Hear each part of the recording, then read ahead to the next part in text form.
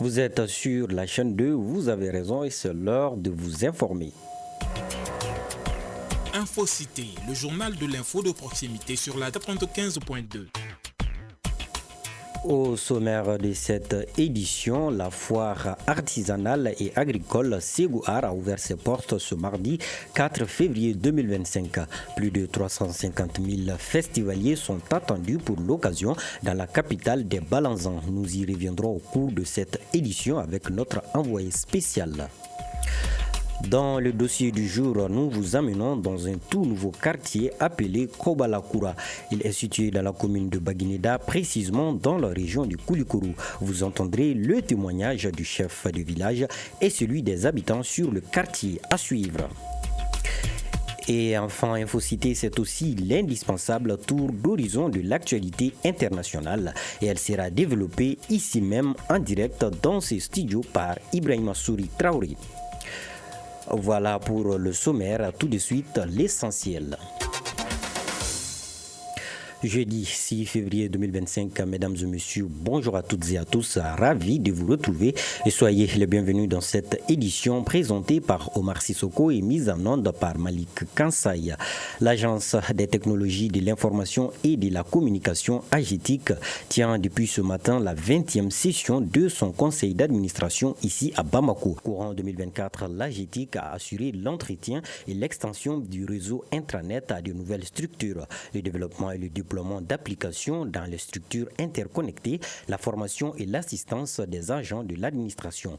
Les administrateurs examinent en plus des rapports d'activité financiers le projet de budget de 2025 qui s'élève à un montant de 2 986 779 000 francs CFA, soit une augmentation de 2,51% par rapport au budget de 2024. Ce montant est destiné à la prise en charge des activités programmées pour l'atteinte des objectifs assignés, précise le président du conseil d'administration. C'est l'une des rencontres culturelles et artisanales les plus importantes du Mali. Il s'agit de la foire agricole et artisanale Ségouar en partenariat avec le festival sur le Niger. Véritable hub culturel, cette foire met en lumière le savoir-faire artisanal et artistique malien dans plusieurs domaines. Plus qu'un festival, cet événement représente une manne financière colossale pour la région de Ségou avec plus de 400 artisans et créateurs et plus de 350 visiteurs venus de plusieurs pays. Pour rappel, l'ouverture de la rencontre a été faite par le ministre en charge de la culture du Mali, accompagné de ses homologues du Burkina Faso et du Niger. Envoyé spécial Moussa Kamara pour la chaîne 2. La foire artisanale et agricole, désormais dans l'agenda des Ségou Art Festival sur le Niger, est organisée par le Conseil pour l'économie locale en partenariat avec la Fondation du Festival sur le Niger. Située sur les berges du fleuve Niger, elle magnifie l'artisanat dans toute sa diversité. Brahma Diara, coordinateur de la foire artisanale et agricole. Le Quai des Arts, site du festival, se transforme en un gigantesque site de commerce où se côtoient l'imagination et la créativité de plus de 400 artisans et créateurs locaux, nationaux et internationaux. L'édition 2025 de la foire artisanale et agricole, c'est plus de 400 artisans et créateurs, 350 000 visiteurs d'une quarantaine de pays africains et d'ailleurs. Dans les stands, les artisans se réjouissent de l'affluence. Marie Zongo du Burkina. Depuis 20 ans, je viens au Festival de l'œuvre du Niger de Ségou. En tout cas, on est venu pour représenter nos marchandises. On vend le beurre de qualité, les cocodondas, les pains tissés, il y a des boubous aussi, pas cher. En tout cas, le marché c'est bon. Je suis Christina, Madame Malé. Ségou, c'est la ville du Pogolon quand même, et aussi il y a beaucoup de tisserands. Alors c'est la production du tissu qui est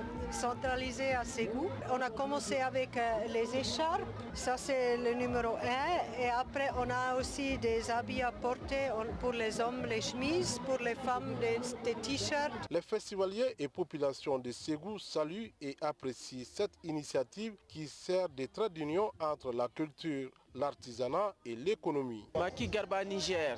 Les produits, il y en a quand même en quantité comme en qualité. Je pense qu'on se retrouve. Il y a de la production locale et il y a de la production sous-régionale. C'est bien quand on voit la création de nos artisans, de nos artistes. En tout cas, de tous ces créateurs-là, il y a des produits qui surprennent par leur qualité.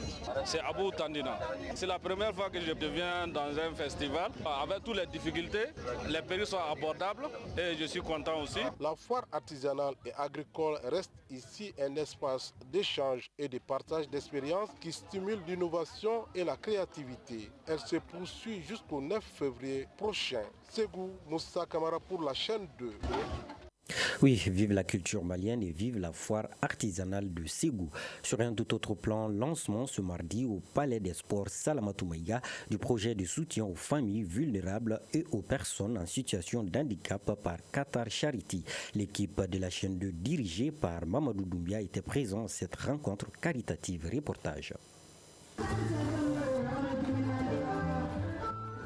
C'est le soulagement et surtout le bonheur pour les sentiments palpables lors de cet événement. Événement initié par Qatar Charity qui vient réconforter plusieurs familles à travers divers dons. Ibrahima Konaté, superviseur du projet Qatar Charity. Qu'on puisse aider les familles démunies, y compris les handicapés. C'est comme ça. Et puis les orphelins aussi. Tout le monde est concerné. Et puis il y a des projets, activités de génératrices de revenus, AGR. De nombreuses familles et personnes en situation de handicap bénéficient de ces dons offerts par Qatar Charity. Fayon Papa Diawara, bénéficiaire d'un fauteuil roulant électrique, ne peut contenir son émotion. Ce n'est pas la première fois. Donc, ces gestes que Qatar Charity vient de nous faire, le coût est vraiment élevé.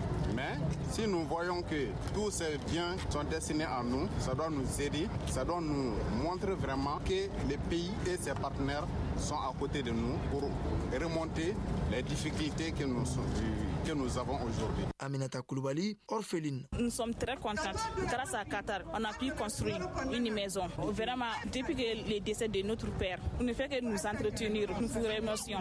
Ibrahima Konaté, superviseur du projet Qatar Charity. La sélection se fait en fonction. Nous, on a un formulaire par rapport à ça. Parce que le formulaire est disponible dans notre bureau. Si vous avez besoin de ça, vous passez au bureau et puis on vous donne ça. Vous allez remplir et amener.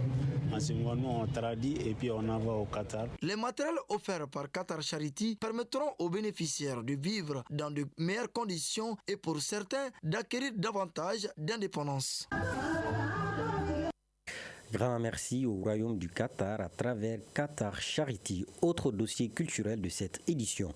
En effet, vendredi 31 janvier, l'artiste Souleymane Tounkara, communément appelé Didier Solo, en collaboration avec la jeunesse de la commune 4, a réuni ses fans autour d'un concert au nom des forces armées du Mali à l'hôtel Colombe situé à Amdalaï Assey 2000 de Bamako. Mohamed Bari. Dans une atmosphère festive, riche en son et lumière, les fans de Souleymane Tounkara, alias Didier Solo, se sont réunis pour ce concert. Un spectacle pour célébrer nos forces armées maliennes. Occasion pour celui qu'on surnomme le roi du glissement de leur rendre un hommage. Souleymane Tounkara, artiste musicien. Le 20 janvier, on devrait faire ça, mais on a fait 2 séances ensemble. La première partie, ça c'était le 20 janvier, le don des sangs. On a fait ça dans la commune 4 au terrain 9-9. Donc il y a des jeunes groupes qui m'ont beaucoup soutenu, que c'est la bien cause. Donc la fête de l'armée, c'est la fête de nous tous. Nous les Maliens. Alors, le but, c'est ça. La soirée a rassemblé plusieurs autorités administratives, militaires et coutumières, ainsi que des artistes. Tous ont salué cette initiative patriotique. Traoré Doudjara, styliste, créateur de mode. Je viens pour magnifier la soirée organisée à l'occasion de la fête de l'armée. Étant moi-même maman de militaire, je félicite nos vaillants militaires qui se donnent âme et corps pour couvrir la sécurité du territoire malien. Kone Kadidjatou Sangare, spectatrice. C'est très important, cet événement, je le salue vraiment. C'est salutaire parce que nos femmes, on doit les soutenir. Didier Solo, à travers ce concert, affiche son soutien aux forces armées maliennes. Le spectacle a tenu en haleine le public pendant plus de 2 heures. À présent, le tour d'horizon de l'actualité internationale. Oui, la page internationale de cette édition, c'est avec vous, Ibrahima Souri Traoré. Bonjour Ibrahima, comment vous allez? Bonjour Omar Sissoko, je vais bien, Dieu merci. D'accord.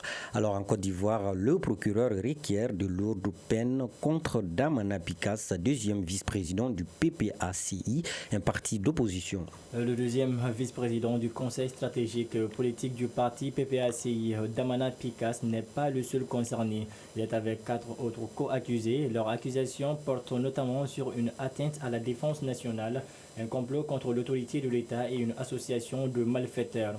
L'affaire concerne particulièrement l'attaque d'un camp militaire à Abobo dans la nuit du 20 au 21 avril 2021. Ainsi, le procureur a requis contre Damana Pikas 20 ans de prison. Toutefois, la défense de l'accusé rejette la sentence et dénonce un procès politique et souligne un manque de preuves dans le dossier. L'affaire a finalement été mise en délibéré pour le 12 février prochain.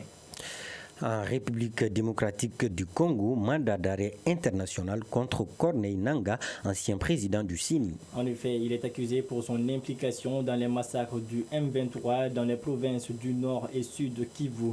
En conséquence, l'avocat général près la cour militaire de Kinshasa a ordonné ce jeudi dans un communiqué l'arrestation et la remise aux autorités compétentes du pays de Corneille Nangaa. Selon cela en tout lieu, c'est d'ailleurs la raison pour laquelle l'ancien président de la commission électorale nationale indépendante du pays, Corneille Nangaa, fait désormais l'objet d'une poursuite judiciaire. En Afrique du Sud, la fille de l'ancien président Jacob Zuma est accusée de terrorisme. Elle est accusée surtout d'avoir incité aux violences qui ont causé la mort de 350 personnes en 2021. Les accusations que Dodo Zoulé Zuma Samboudla rejette et dénonce pour sa part un procès politique visant à affaiblir son père Jacob Zuma qui se trouve actuellement à la tête du parti d'opposition MK. Quand même, la justice lui reproche d'avoir utilisé les réseaux sociaux pour exprimer son soutien à Jacob Zuma lors des troubles de 2021, de faits réprimés par la loi sud-africaine et pouvant être qualifiés d'actes de terrorisme. En outre, l'affaire a été transférée à la haute cour de Durban où la fille de Jacob Zuma comparaîtra le 20 mars prochain, Omar Sissoko. C'est tout, Sori? Oui, je sais. Alors, merci pour toutes ces informations et on referme donc ce tour d'horizon de l'actualité internationale par cette brève nouvelle. Selon l'Organisation des Nations Unies, ONU, plus de 10 000 camions d'aide humanitaire sont entrés à Gaza depuis le cessez-le-feu du 19 janvier dernier. La communication a été rendue publique ce matin par Tom Fletcher, patron de l'Agence de coordination de l'aide humanitaire des Nations Unies. Ce dernier se rendra dans les prochains jours dans le territoire palestinien. De retour dans l'actualité nationale pour vous amener dans un quartier assez peu connu. Il se nomme Kobalakura. C'est un nouveau quartier situé dans la commune urbaine de Baguineda, dans la région de Koulikoro. Bénéficiant d'une zone boisée, les habitants se réjouissent du climat frais et doux propice à des activités de jardinage. Cette forte présence de la nature est aussi un rempart qui protège le quartier des tracasseries légendaires connues des grandes villes. Malgré les défis, les populations de Kobalakura reste résiliente et tournée vers un avenir prometteur. Une journée à Kobalakura, c'est un reportage signé Aïssata Touré. Ici, c'est Kobalakura, un tout nouveau quartier situé dans la commune de Baguineda, région de Koulikoro. Il est limité à l'est par Nyamana, à l'ouest par Baguineda, au sud par Nimizat et au nord par Moribabougou. Autrefois un village, Kobalakura est aujourd'hui un petit quartier. Il bénéficie de nos jours des services essentiels. Gossou Diara, chef du quartier de Kobalakura. Le village de Kobalakura existe depuis l'arrivée des colons blancs. Kobala a été fondé par ces colons. Je ne peux pas dire grand-chose sur les chefs de village qui m'ont précédé, mais à ce que je sache, il y en a eu avant moi et je suis le 6e. Lorsque j'ai été nommé chef du village, la situation n'était pas du tout comme elle se présente maintenant. Et c'est aussi par la grâce de Dieu que j'ai pu nouer des relations, toutes choses qui ont permis d'avoir de l'électricité et de l'eau. Kobalakura est un endroit calme et paisible, loin de l'agitation du centre-ville. Autrement dit, il n'y a pas trop d'ambiance. Mais cela n'empêche pas les jeunes de se divertir à travers des attractions locales. Ali Sissé, habitant de Kobalakura. Dans ce quartier, c'est la tranquillité due à l'absence du bruit intense, de la circulation comme en ville. De plus, la présence de nombreux arbres rend l'endroit plus frais et agréable, même pendant les périodes de chaleur. Les lieux d'attraction à Kobalakura sont les terrains sportifs, les événements dans le foyer des jeunes. Christophe Nantoumé, étudiant. Ils lavent sur le rivage et après les jeunes font du grain auprès des manguiers, certains font du barbecue. Donc c'est un endroit très attractif. C'est l'absence de routes adéquates pour rallier les centres-villes car il faut les rappeler, Kobalakura est à 4 km de la route principale. Djenebou Diara, étudiante. Ça fait maintenant 5 ans que je vis à Kobalakura. Bien vrai que nous rencontrons des difficultés ici. Première des choses est l'éloignement du quartier à la ville centrale.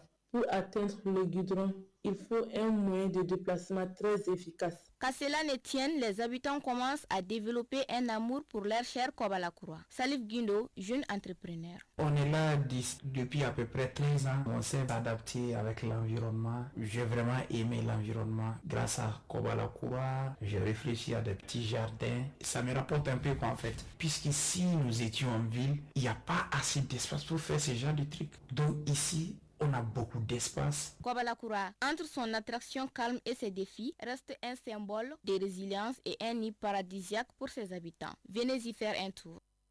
Oui, voilà qui est bien dit, Aïssata. Allez-y faire un tour à Kobalakura. Mais avant de prendre la route, patientez le temps de connaître la couleur du temps.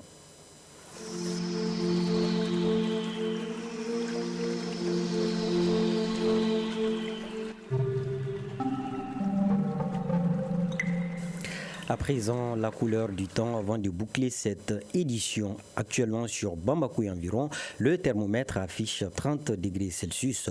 La maximale attendue sera de 32 degrés Celsius. Quant au soleil, il se couchera à 18h36.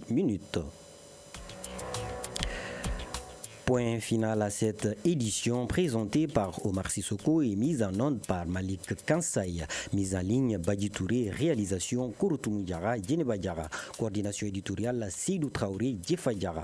Merci de votre constante fidélité, qu'Allah bénisse le Mali.